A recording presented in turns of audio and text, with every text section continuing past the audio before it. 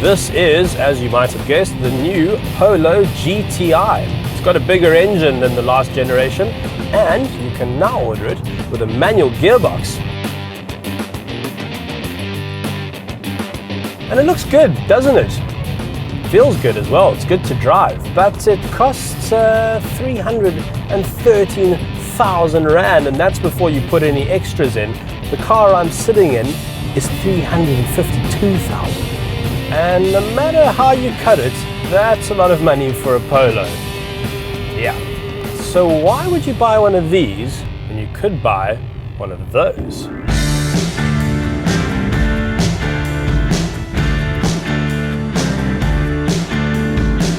Welcome to the Golf 6 GTI. Now, we're currently on the Golf 7 GTI, costs over 400,000 Rand, and when this car came out in 2009, it actually cost around the same price as the Polo GTI, 318,000 Rand.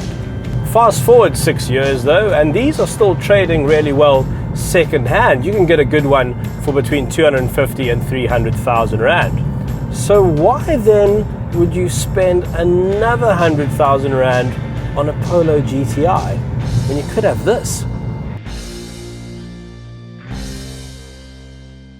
When it comes to comparing cars like these, stats are very important. They're also very boring. So to help, I have got a whiteboard and a tom, and we're going to try go through them as clearly as possible. Now, the Polo has a 1.8 turbo engine. The Golf has a 2-litre turbo engine. The Polo has 141 kilowatts, which is less than the 155 kilowatts of the Golf.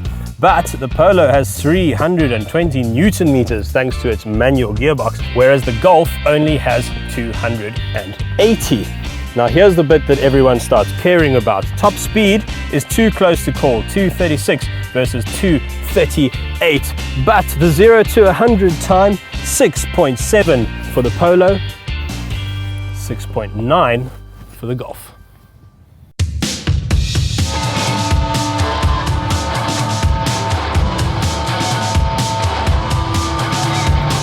So, crucial question, what are these cars like to drive?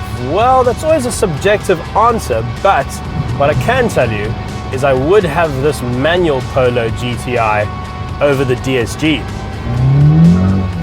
You can get this with a 7-speed DSG gearbox, but they've managed to squeeze 70 more torques into the manual version, and well, it's just better. And you can really feel them. You put your foot down and almost feels like the engine wants to jump out of the front of the engine bay. And the handling on this Polo is pretty sweet. It's actually very un-VW. Everything's falling around in the cabin here. That's how many G-forces I'm pulling. But what I like about it is the car feels light, even if it isn't as light as the Fiesta ST, for instance. It feels light and feels like you can throw it around. And then you discover that the car has a sport button. And now, well, it certainly sounds better. They've somehow managed to give it a bassier tone. Doesn't really have an exhaust tone in normal mode. It does feel sharper, that's good. Yep, it feels about 23% sharper than it did 2 minutes ago. Good sport button. Corner. That is good. That's a lot of grip. Damn it, didn't want to like this car. It's annoyingly good. Damn you, Polo GTI.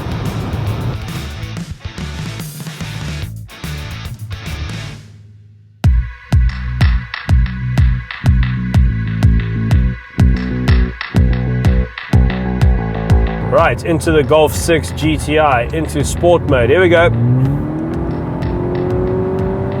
Nice, very nice.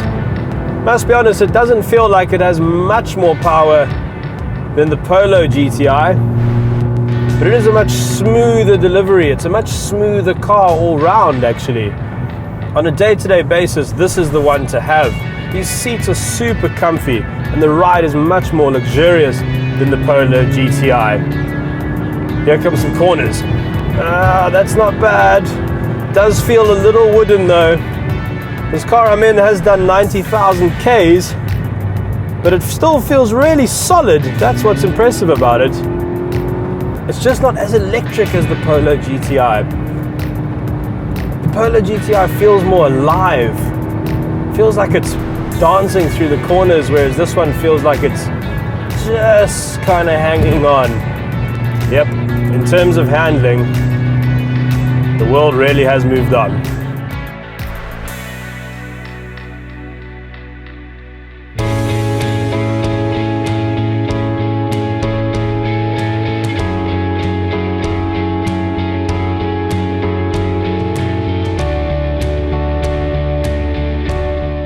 I've just gone onto the Cars.co.za app and found myself two really nice Golf 6 GTIs. The first one is a 2013 with 36,000 Ks on the clock, and it's an edition 35 model, which means it's even more powerful than this one here, and it's going for 330,000 Rand. The second one is a 2012, 55,000 Ks on the clock, going for 270,000 Rand. Let me remind you that the Polo, as it stands here, is 352,000 Rand for a Polo. So which one would I actually buy? Well, there's no doubt that the Polo GTI is the better drive. It's much sportier than the Golf 6 GTI. The game really has moved on, but the Golf 6 is better at everything else. It's way more comfortable. It's obviously a lot bigger, way more load space, better cruiser on the open roads, and I think looking at your bank balance and seeing a saving of 80,000 Rand is going to make you feel much better as well. The Polo is the upstart. The Golf 6 GTI is Bill Murray. The Polo is Will Ferrell.